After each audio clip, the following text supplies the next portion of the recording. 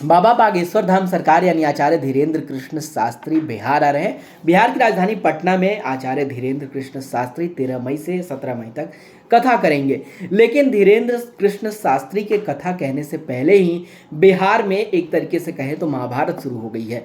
आचार्य धीरेन्द्र कृष्ण शास्त्री को लेकर लालू प्रसाद यादव के बड़े बेटे और बिहार सरकार में मंत्री तेज प्रताप यादव ने एक तरीके से कहे कि बगावती सुर अपना लिया और उन्होंने कहा है कि अगर आचार्य धीरेन्द्र कृष्ण शास्त्री कोई भी बात हिंदू मुसलमान को लेकर कहते हैं तो वो उनका विरोध करेंगे और बिहार की राजधानी पटना के एयरपोर्ट पर ही उनका घेराव किया जाएगा।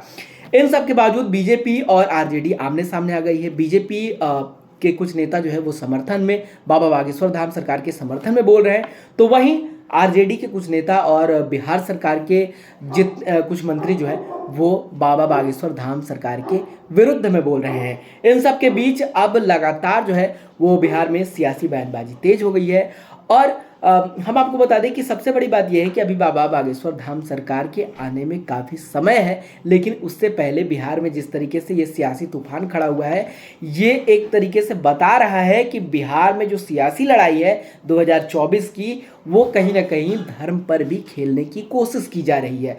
और इन सारे मुद्दों के बीच ये सबसे बड़ा बयान एक तरीके से कहें कि तेज प्रताप यादव का है कि अगर कुछ ऐसा होता है तो हम उनका घेराव करेंगे। और तेज प्रताप यादव ने इसको लेकर तैयारी भी कर ली है। तेज प्रताप यादव लगातार ट्विटर पर पोस्ट कर रहे हैं कि किस तरीके से वो तैयारी कर रहे हैं बाबा बागेश्वर धाम सरकार को रोकने के लिए।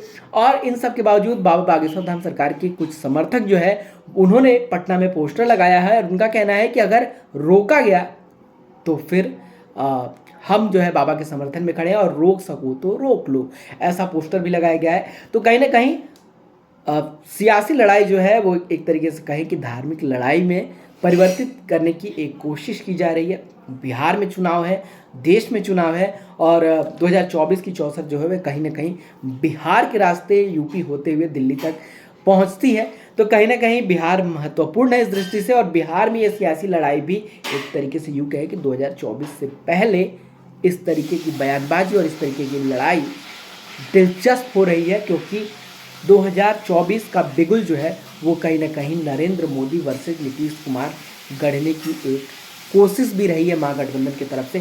तो इन सब के बावजूद बाबा बागेश्वर धाम सरकार बिहार आते हैं और किस तरीके से उनकी भाषा शैली होती है और उस पर जो विरोध कर रहे हैं बाबा बागेश्वर धाम सरकार के, उनका क्या स्टैंड रहता है ये देखने योग्य होगा। तो आप सभी लोग हमारे चैनल को सब्सक्राइब करें, इस वीडियो को लाइक करें, चैनल को सब्सक्राइब करें और शेयर करें। धन्यवाद।